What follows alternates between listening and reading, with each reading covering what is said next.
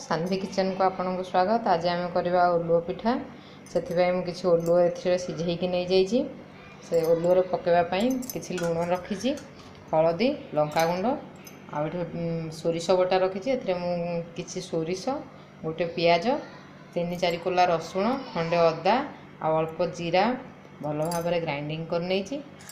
किसी आंबुल रखी। बर्तमान आम ओलुओ रखि आंबुल देदेबा, सोरिष बटा को देदेबा,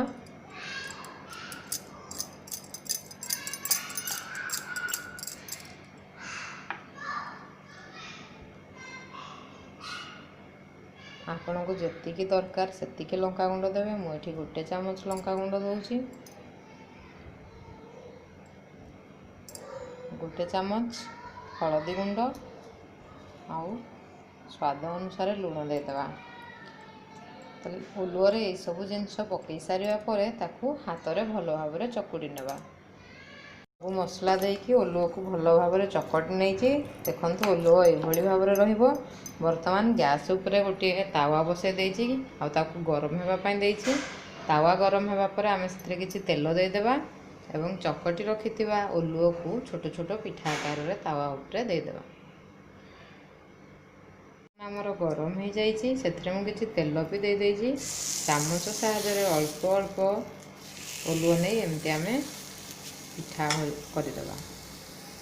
मैं ये भाव में 4टा पिठा दे देछि। आम गोटे पट 4 ରୁ 5 मिनिट टिके लाल हेबा जाए फ्राए करवा, तापर ताकू लेउटे देबा। पिठा गुड़िक बर्तमान हो गला गोटे पट। आम बर्तमान ताकू लेउटे नेबा। आम बर्तमान सब पिठा गुड़िक लेउटे नहीं। बर्तमान यही पट साइड को आम 4 ରୁ 5 मिनिट लाल हेबा पर्यंत भाजी नेबा। पिठा गुड़िक भाजी हो लाल हो जाइए। बर्तमान आम ताको गोटे प्लेट को काढ़ी नेबा।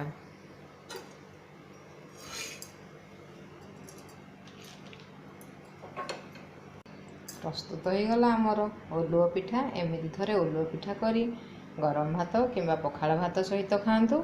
आउ यार मजा नियंतु। रहिली नमस्कार। पुणी देखा आउ एक वीडियो रे।